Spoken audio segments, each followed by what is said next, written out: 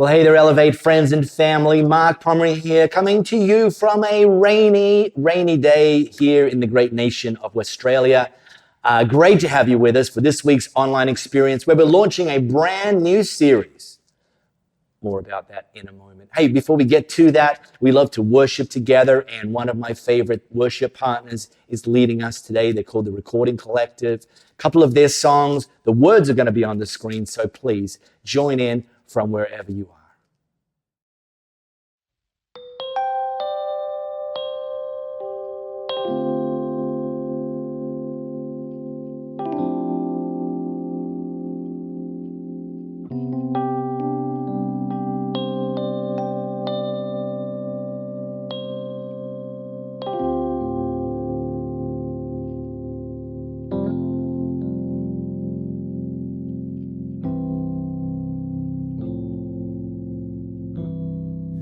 I'm caught up in your presence. I just wanna sit here at your feet. I'm caught up in this holy moment. I never wanna leave. Oh, I'm not here for blessings. Jesus, you don't owe me anything more than anything that you can do. I just want you.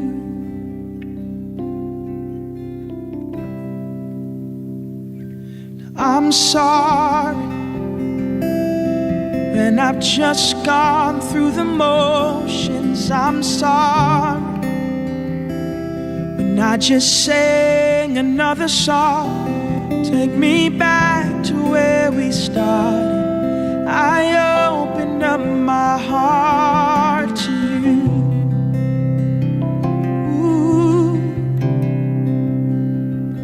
And I'm sorry when I've come with my agenda. I'm sorry when I forgot that you're enough. Take me back to where we started. I open up my heart to you. I'm caught up in your presence.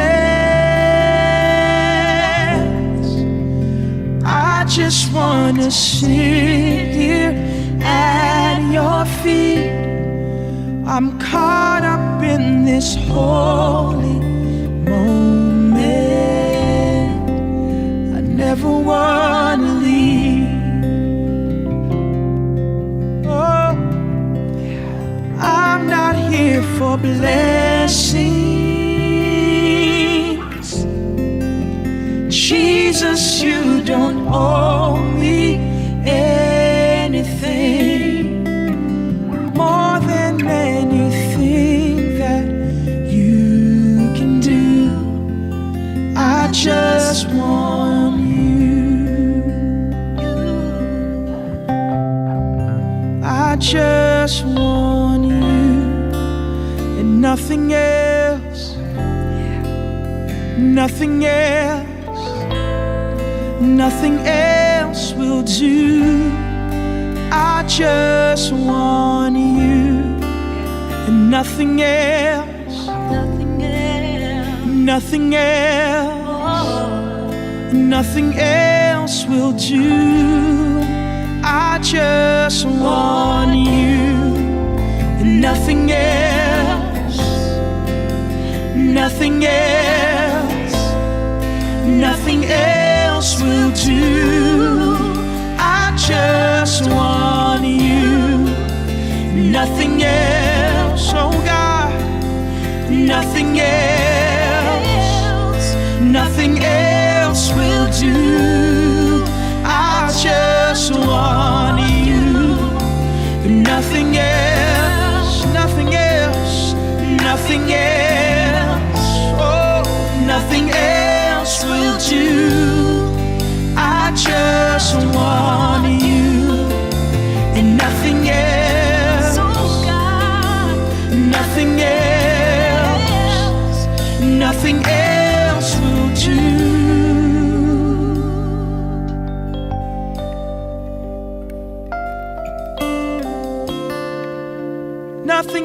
else will do.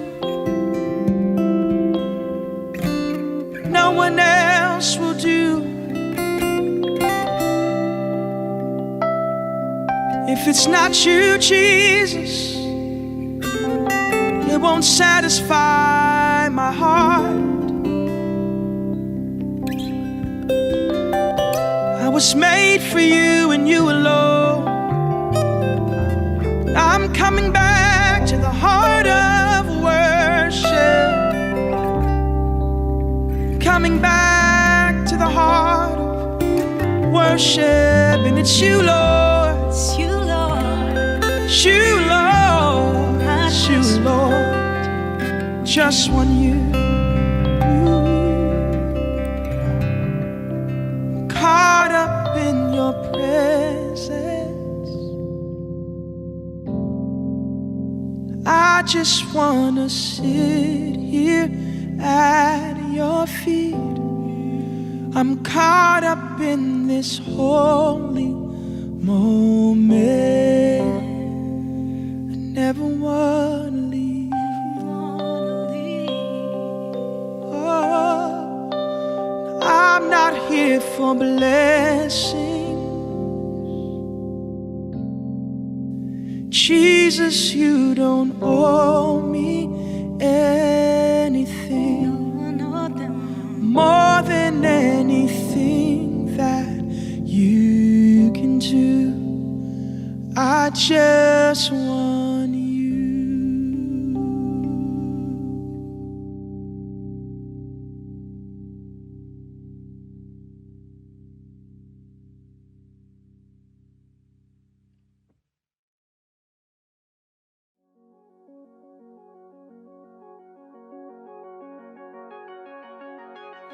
Who am I that the highest king would welcome me?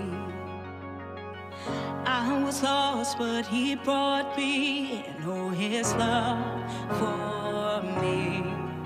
Oh, his love for me.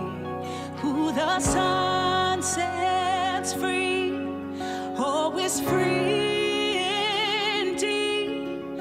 I'm a child of God. Yes, I am. Free last, he has ransomed. His grace runs deep. While I was a slave to sin, Jesus died for me. Yes, he died for me. Who the Son sets free, oh, is free indeed. I'm a child of God. Yes, I am. In my Father's house, there's a place for me. I'm a child of God. Yes, I am. Yes, I am. I am chosen, not forsaken. I am who you say I am. You are for me, not against me. I am who you say I am. I am chosen, not forsaken. You say I am. You are for me, not against me. I am who you say I am. I am who you say I am. Who the Son sets free, Oh, it's free. I am free indeed. I'm a child. I'm a child, yes I am. In my Father's house, there's a place waiting for me. I'm a child of God. Yes, I am. In my Father's house, there's a place for me. I'm a child of God.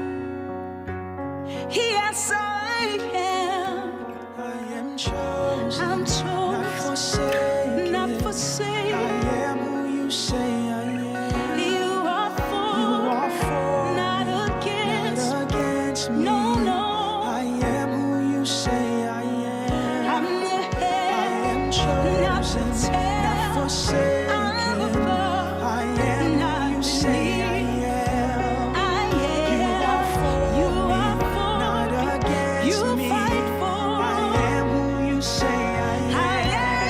I am chosen, not forsaken. not forsaken. I am who you say I am. I am who you say I am. You are for Not me, against not me. against I me. am who you say I am. I am chosen, not forsaken. I am who you say I am. You are for me, not against me. I am who you say I am. I am chosen, not forsaken. I am who you say I am. You are for me, not against me. I am who you say I am. I am who you say. Oh, I am who you say I am. I am who you say. I am who you say I am. The sun shines free. Oh, it's free indeed. I'm a child of God. Yes, I am. In my Father's house, there's a place for me. I'm a child of God. Yes, I am.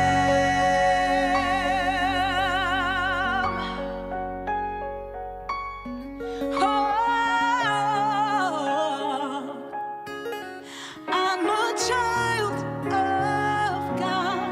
Yes, I am.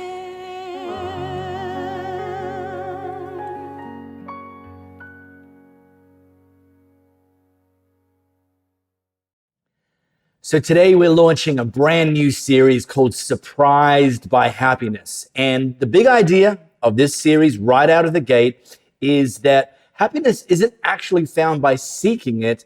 Happiness is found by first seeking God. And as we first seek God, I'm convinced, and in my own experience and my own observation, happiness can sneak up on you and surprise you. Now, you know that right now, today in 2026, we have a lot of people on social media platforms telling you how to reach your fitness goals, how to reach your financial goals, how to reach your business and career goals.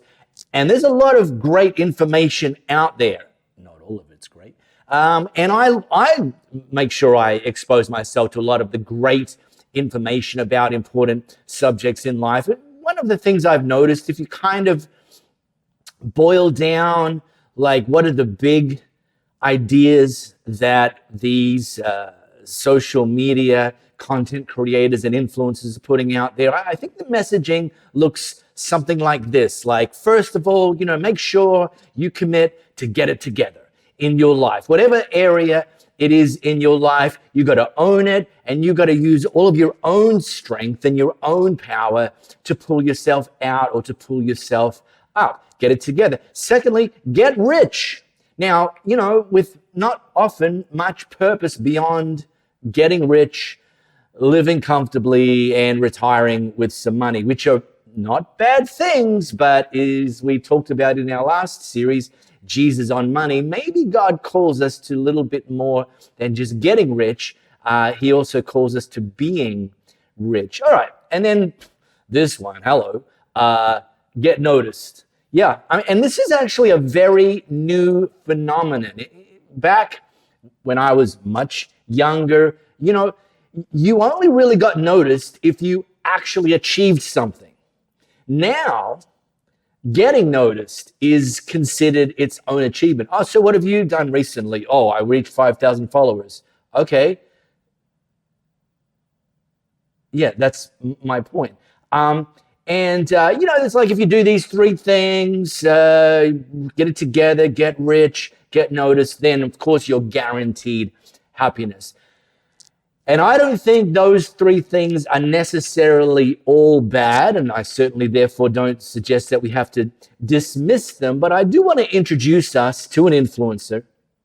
And he doesn't have a YouTube channel. He never created a video on TikTok. He's never once asked somebody to hit like and subscribe. His name is Jesus. And 2,000 years ago, he climbed up a hill and he had a lot to say to his audience about life, about priorities, about transformation, and ultimately about how to experience God's kingdom here on earth. And it's now referred to as the Sermon on the Mount, and including, and very straight away, Jesus had a lot to say about happiness. So, if you've got your smartphone camera, scan this flow code. It's going to take you to the beginning of the Sermon on the Mount, Matthew chapter 5. While you're doing that, I've said this before, I'll say it again. The big idea in Jesus' Sermon on the Mount was Jesus teaching how the kingdom of God actually works. Maybe, despite what you may have heard or learnt growing up, or despite what the culture might tell us, this is from the words of Jesus, how the kingdom of God actually works. And he really points to the idea that if we learn how the kingdom of God actually works, and we apply ourselves consistently to prioritize the things that God prioritizes, then we'll start to experience more of heaven on earth. And so this opening slice of the Sermon on the Mount has now been kind of encapsulated as a thing called the beatitudes. And now that's a Latin word that can actually just be translated bliss or happiness. And Jesus lays out a framework for how we can experience more bliss and more happiness in our lives. And he actually outlines 9 things we need to do in order to experience more bliss and more happiness in our lives. And depending on the translation you read, you're going to see him use the phrase, blessed are those. Other translations just come out and say it, happy are those. So these are all very much interchangeable. Bliss, blessed, happy, and you can take your pick. So here we go. One day as he saw the crowds gathering, Jesus went up the mountainside, hence Sermon on the Mount, and sat down. And his disciples gathered around him and he began to teach them. God blesses those who are poor and realize their need for him, for the kingdom of heaven is theirs. God blesses those who mourn, for they will be comforted. And God blesses those who are humble, for they will inherit the earth. Now, look, I wonder if Jesus' followers and listeners were kind of shocked at this, because Jesus is actually telling them that the tickets to ride the Happiness Express are being poor, mourning, like, the loss of something, and being humble. And, you're like, I don't think I'm going to hit like and subscribe for more of that kind of content. But really, again, just repeating this big idea that happiness doesn't come from seeking it. Happiness comes from first seeking God and his priorities. Now, I'm sure you've noticed that there's a lot of people who don't like to be too far away from their mobile phone these days. And I'm not just talking about teenagers doom scrolling the TikToks. I'm talking about adults as well, because the reality is that this is not a phone. This is a highly portable, highly powerful personal computing device, and we use it, occasionally for phone calls, I think, so I'm told, text messages, email, banking, shopping, and some of recent studies, this is going to be a problem to listen to. Recent studies suggest that adults, kind of in that 30 to 40 something window, will spend 12 years of their life looking at their phone. Yep. And, wait for it, kids born today are projected to spend 21 years of their lifetime looking at their phone. But just, how long do you think you could go without accessing your phone? Ed Sheeran recently went 3 years without his mobile phone. And do you feel anxious when you can't find your phone? Well, here's a lesson. Jesus said God blesses those who are poor and realize their need for him. And my encouragement is that we need to live with an awareness and a dependence on God that's even greater than our awareness and dependence on our phone. To actually realize that without God, we are living in spiritual poverty. And incidentally, even though this New Living Translation that we read, where Jesus said, blessed are those who are poor, actually, a lot of the translations don't use the word poor as if it pertains to money. They use the phrase poor in spirit. In fact, this is how the Message translation has Jesus saying, you're blessed when you're at the end of your rope, poor in spirit. With less of you, there's more of God and his rule. And this jumpstarts the opportunity to be surprised by happiness in your life. And one thing and you're here, so I'm kind of okay to make some assumptions that you might fit into this category. And the category is highlighted by social sciences who have, through research, discovered that people, and this is around the topic of happiness, people who list regular religious participation are actually experience happiness at a higher level than the general population. And this was, in fact, amplified during lockdowns. 6 years ago, most of the world was in lockdown, and that led to a lot of people, dealing with some bad stuff around mental health and anxiety and grief. And in that period during lockdowns, researchers just identified that every group in society was on a decline when it came to these markers of happiness, mental health, except for one. And it was this exact same group, people who listed regular religious participation, which at that time might have been online like we're doing now. Not only did they not decline, they actually went a couple of clicks higher in their happiness levels during lockdown.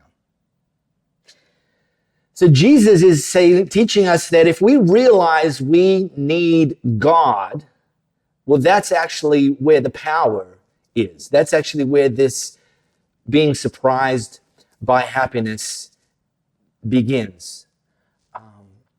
And then Jesus kind of shifts gears, and he really starts to talk to this reality that life can be painful, which people can wound you, circumstances can ding you up, hopes can, get shattered and leave us carrying around a lot of pain in our lives.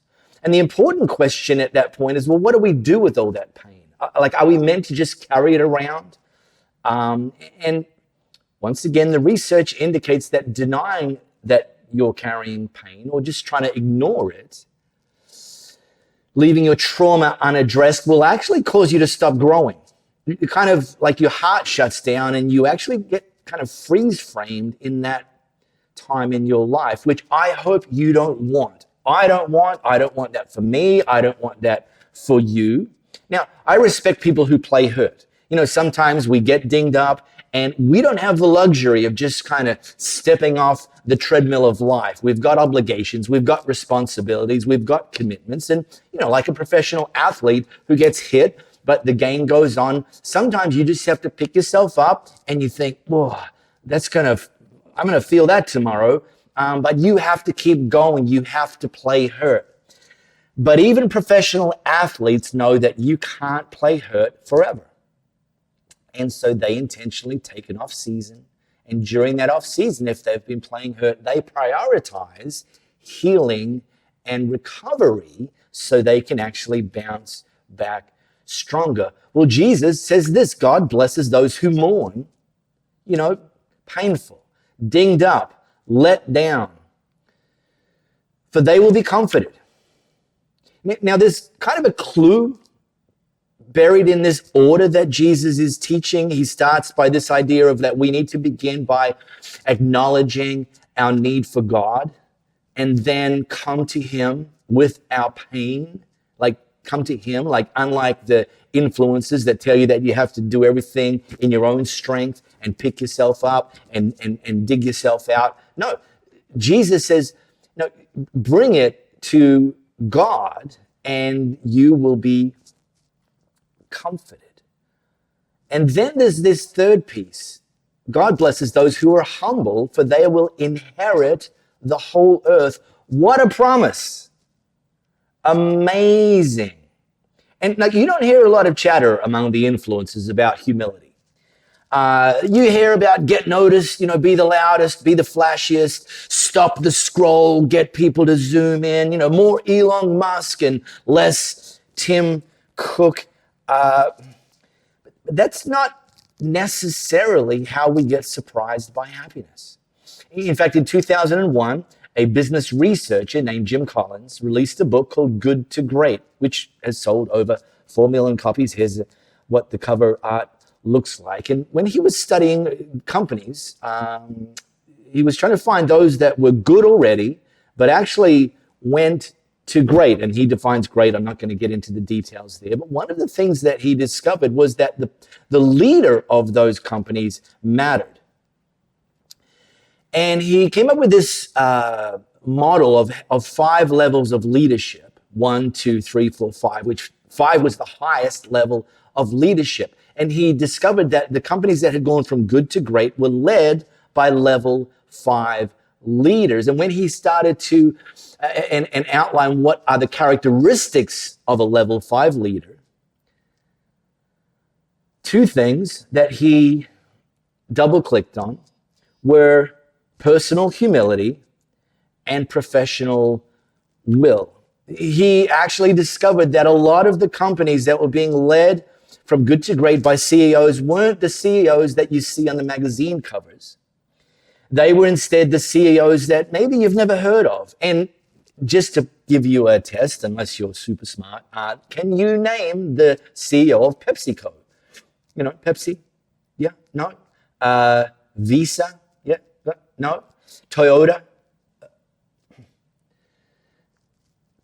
Because these level 5 leaders, they realize that it's not all about them, that it's ultimately all about the mission. And so Jesus is trying to teach us that long-term happiness comes from living for the glory of God and the benefit of others. It's not actually just about us. And some people do get tangled up around this topic of humility and in fact dismiss it because they actually think it means or points to being weak. When actually the opposite of humility isn't weakness, the opposite of humility is pride, which is a weakness. Humility actually means strength under control. Humble people own their mistakes. They don't deflect. Humble people apologize. They don't justify or hide. This is strength under control. And the original language used the word humble to describe a stallion, like a big, powerful horse, but not like just the horse kind of free ranging. Rather, the horse having been broken in, which is a thing, and now surrendered to the will of the rider, that powerful stallion was now humble. Strength under control. And what's interesting to me is Jesus, in the only time he ever described what's in his heart, he actually said, I am humble and gentle at heart. The guy that drove the religious hypocrites out of the courtyard in the temple with whips and overturned their tables, the guy that stood up against the religious leaders and religious authorities at the time and called them a brood of vipers and all sorts of things over there, the guy that endured nearly being whipped to death, who carried his own cross and ultimately endured a very painful and humiliating public execution on a cross. This was a guy who describes himself as humble. I don't think any of us would consider Jesus, who described himself as humble, as being weak. So here's my homework to you this week. Do something to help someone, and don't post about it or don't even tell anyone. Just let God keep the score. Serve someone or do something without expecting a pat on the back or a participation medal being pinned to our chest. And when you're with people, talk less, listen more, and ask more questions. All right, we'll see you next week. Okay, so that's it. Week 1 of Surprised by Happiness. Listen, go to our app or download our app. You can scan this flow code to get it. It's going to have the message notes of today's message, including like the Bible links and all that sort of stuff. You can study that for yourself, a refresher or whatever. It's a brilliant, brilliant tool. You will also see a give section there, and also on our website, elevatechurch.me, you can give and financially resource the mission of Elevate Church to reach people and build people just like you all over the world. Okay, see you next week.